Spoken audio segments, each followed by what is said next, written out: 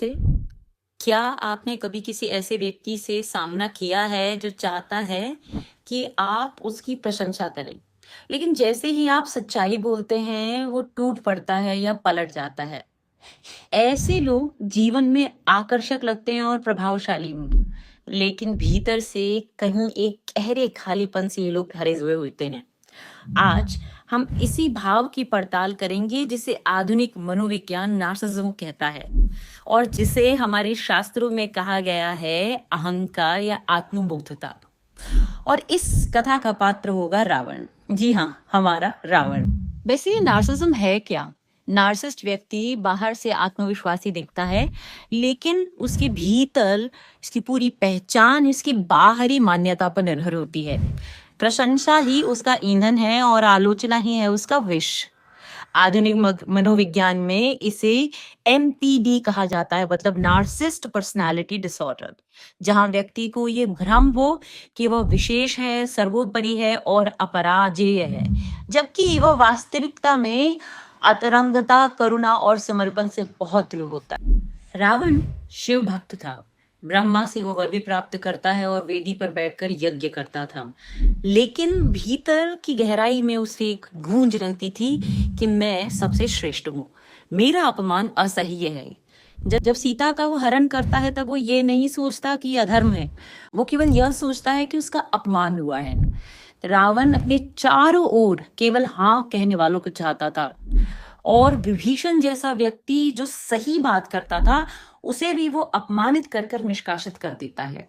यह है नार्सिस्ट की क्लासिक प्रवृत्ति। जो विरोध करे वह शत्रु है, जो प्रशंसा करे वही अपना है। वाल्मीकि रामायण में युद्धकांड में मंदोदरी कहती भी है कि हे स्वामी, यह अभिमान का त्याग कर दीजिए, गर्व विनाश का कारण बनता है, न गर्व साधु सम्मतः, मतलब गर्व जो है वो ठीक नहीं है। अब गहराई में जाते हैं और जानते हैं कि ये नार्सिस्ट पर्सनालिटी बनती कैसे है। कोई बच्चा अत्यधिक प्रशंसा या पूर्ण उपेक्षा से जूझता है तब वो अपनी असली पहचान खो देता है और वो पसंद किए जाने के लिए जीने लगता है, ना कि समझे जाने के लिए। रावण का बचपन भी कठिन था। वो एक ब्राह्मण का पुत्र था और राक्षसी उसकी माता थी। उसको बचपन से ही अलगावपन, अलगपन और फिर उसके बाद सब में स्वयं को श्रेष्ठ सिद्ध करने का एक जुनून था, जो कि बचपन से ही प्रारंभ हो गया था। यही दौड़ अंततः उसे विनाश की ओर लेकर जाती है। आज नार्सिसिज्म एक महामारी बनती जा रही है। सोशल मीडिया पर क्यूरेटेड इमेजेस, कृत्रिम बुद्धि से बनाई गई परफेक्ट लाइफ और उसके पीछे एक असुरक्षित वैलिडेशन सीकिंग हमारे आत्मभाव को समाप्त करता जा रहा है। यहाँ तक कि रिश्तों में भी हमें नार्सिज्म या नार्सिस्ट लोगों को हम देखने को पाते हैं। जैसे पहले बहुत प्यार दिखाना, जैसे हम लव बॉम्बिंग के नाम से जानते हैं, या फिर कंट्रोल फ्रीक होना, मतलब तुम ये क्या पहनती हो, पहनते हो, किससे मिलते हो, तुमने उसे उस सामान को क्यों दिया, मुझसे बिना पूछे तुमने ये क्यों किया। और जब कभी भी हम उन्हें न कहते हैं तो उनका ये घाव बिबल जाता है। का उपाय क्या है? हमारे शास्त्रों में इस व्यवहार का है आत्म साक्षात्कार।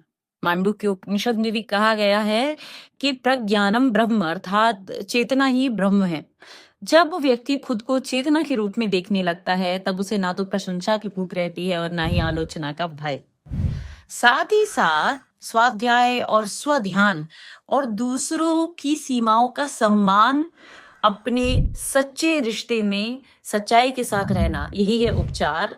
और अगर आप भी किसी नार्सिस्ट पर्सन के साथ इस समय जूझ रहे हैं तो उनसे अपनी दूरी बनाएं, अपनी सीमाओं को तय कीजिए और ना कहना जरूर सीखिए। रावण का अंत रावण के हाथों ही हुआ क्योंकि वो खुद से जीत नहीं सका। हमारे भीतर भी एक छोटा रावण छुपा हो सकता है जो हर बार वैलिडेशन चाहता है, जो रिश्तों में कंट्रोल भी चाहता है। अगर हम उसे पहचान लें तो साथियों, हम रावण की तरह गिरेंगे नहीं, बल्कि राम की तरह धर्म में स्थिर होकर रह पाएंगे। और ये तो हमें चयन करना है कि हमें राम की तरह बनना है या रावण की तरह। खास तौर पर अगली बार जब कोई आपसे कहे कि तुम मेरे बिना अधूरे हो, या फिर कोई आपको मैनिपुलेट करने की भी कोशिश करे, तो मुस्कुरा कर याद कीजिए, ओम पूर्णमदः पूर्णमिदं पूर्णात् पूर्णमुदच्यते।